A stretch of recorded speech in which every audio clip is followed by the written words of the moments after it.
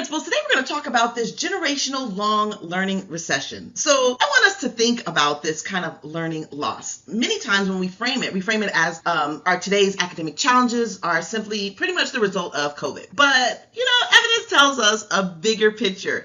Test scores have been declining since about 2010. So now, granted, the pandemic accelerated the problems that we already had that was deeply embedded in our educational system. So it's not a temporary setback. It is a structural issue, and I think we all know. And so if we continue kind of treating today's, challenges like these short-term problems, we will continue to apply these what I call short-term solutions. So we have to redesign the system with procedures to benefit our student outcomes. So now we talk about absenteeism. Well. Absenteeism is not the silver bullet. One of our biggest kind of conversations that were happening in our schools are about this chronic absenteeism. Now granted, I know that attendance definitely matters, but it shows that even if our kids come back to pre-pandemic levels, it only explains a very small portion of our learning loss, right? About 8% according to this presentation. So think about, that means that attendance is only a sliver of the solution of a much larger problem, right? We cannot attendance our way out of structural inequities. If we truly want different outcomes, we must improve the quality of instruction, interventions, the curriculum that we have, leadership, and opportunities that are available for all of our learners. Okay, I know you're going to look at me like side-eye when I say this, how we stop fixing students and start fixing our structures. So for decades, we've kind of talked about, this achievement gap, the language unintentionally, places the responsibility on pretty much our students. A better question is, what opportunities are available before we measured achievement? So when we shift our thinking towards the opportunity gap, we begin, instructional quality, to access experienced teachers, to talk about our curriculum, to gather and kind of identify and look at all our resources, to kind of scour our schools for the technology, and begin to kind of peer into our learning environments that we have. Students don't create our structural inequities. Adults design the systems, and if we want equitable outcomes, we must build equitable systems. So let's talk about the power of the opportunity frame. I want to say, take a look at this slide. It kind of highlights how language influences leadership decisions, okay? And so this achievement gap almost focuses entirely on outputs, primarily the output of our test scores, and often leads people to kind of blame students on maybe lack of motivation or the culture, right? And so the opportunity gap asks entirely different questions. What structural inputs are missing? Are students receiving excellent instruction? Are they taught by highly effective teachers? Do they have a rigorous and robust curriculum?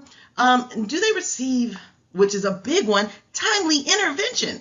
And so when we start to shift that conversation from kind of blaming our systems, we begin kind of designing those sustainable solutions. So now we're talking about this engine of equity, the MTSS, right? Of course, we know equity doesn't happen in these isolated programs. It happens through a cohesive system like MTSS.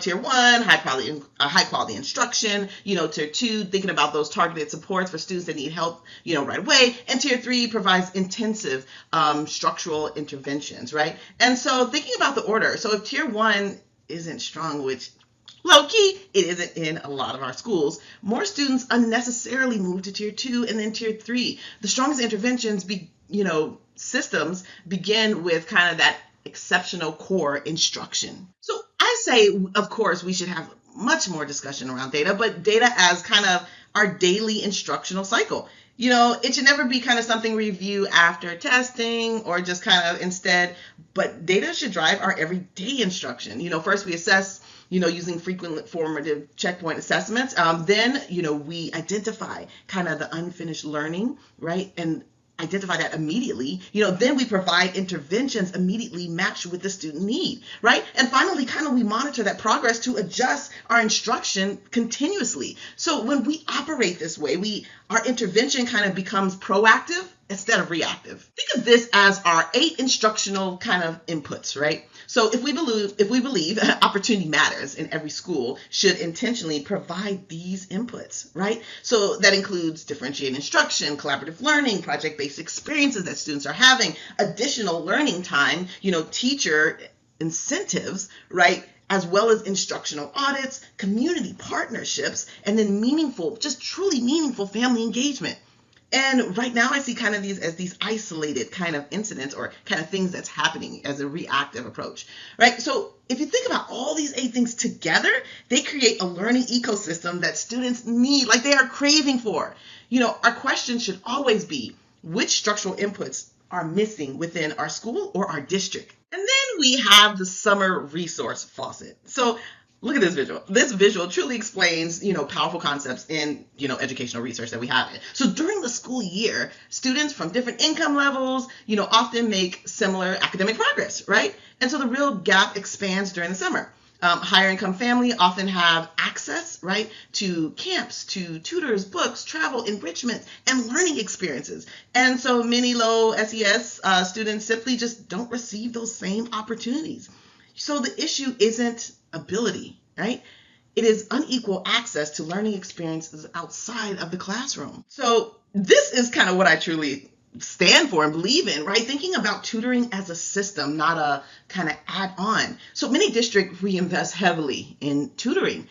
But again, tutoring only works when it's connected directly to the classroom instruction. Random tutoring, rando as my kids said, random tutoring after school or kind of disconnected intervention programs just rarely produce those lasting results that we're looking for, right? Instead, tutoring should reinforce what students are learning during Tier 1 instruction. So when an intervention becomes a part of the instructional system, rather than kind of an extra add-on program, students improve dramatically. So then we have to think about our lifelong return on investment for universal pre-K. One of the highest returns in investment in schools can make is early childhood education. Look at this slide. This slide highlights Boston's universal pre-K initiative. And we see that the students who participate experience an 18% increase in on-time college enrollment. So I think this slide is pretty much simple. Investing early creates benefits that continue on into adulthood. When we strengthen early learning opportunities, then we truly strengthen entire communities. I don't know what you went into education for, but I went into education for measuring life outcomes and not just kind of assessments, right? So think about these state assessments and what they tell us, but they don't really tell us everything. Success should be also measured by, of course, we know college readiness, career readiness, persistence, graduation rates, behavioral outcomes, and just long-term life success. And some educational investments may produce modest test gains while dramatically improving life outcomes. So as leaders, we kind of want to question and ask ourselves, what outcomes truly matter the most?